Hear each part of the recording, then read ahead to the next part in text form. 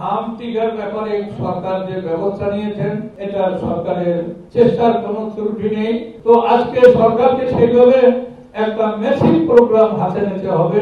আমার টিকার ব্যাপারে আমাকে অনেকগুলো লেখা এসেছে আমার কাছে। হাম টিকার ব্যাপারে সরকার যে ব্যবস্থা নিয়েছেন এটা সরকারের চেষ্টার কোনো ত্রুটি নেই এবং এখানে আমরা সহযোগিতাই করতে পারি, আমরা দোয়াই করতে পারি বা এরকম একটি মঞ্চে দাঁড়িয়ে কথা বলতে পারি। তবে আমিও হেলথে কিছুদিন দায়িত্বে ছিলাম স্বাস্থ্য মন্ত্রণালয়, তবে আরো অনেক ব্যাপকভাবে সরকারকে এগিয়ে আসতে হবে, এটা সম্ভব।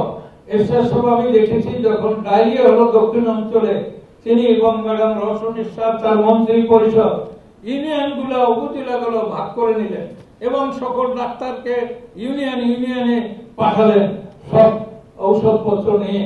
ফলে 2 মাসের মধ্যে সব নিয়ন্ত্রণে চলে আসলো। আমার দক্ষিণ অঞ্চলে এরকম একটা অবস্থা ছিল, ভোলা সহ বরিশাল, বাকরগঞ্জ, পটুয়াখালী, বরগুনা, জালকাঠি, ফরিদপুর এইসব এলাকা ফ্রন্টিক্স লাইন এরিয়া। তো আজকে সরকারকে সেইভাবে একটা মেসিভ প্রোগ্রাম হাতে নিতে হবে যে যাতে করে এই শিশুগুলোকে আমরা বাঁচাতে পারি। এই সরকারের কাছে আমার আবেদন রইল।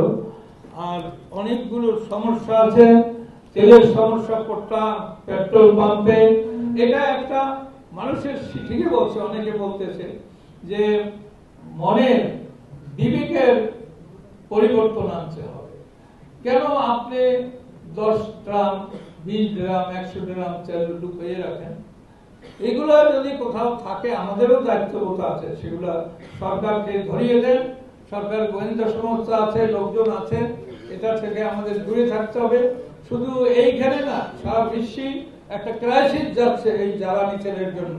সুতরাং আমরা কিভাবে ভালো থাকতে পারি, কারণ এটা জাতীয় সমস্যা, জাতীয়ভাবেই আমাদের দেখতে হবে এবং জাতীয় ঐক্যের মধ্য দিয়ে এই জাতীয় সমস্যার সমাধান হতে পারে।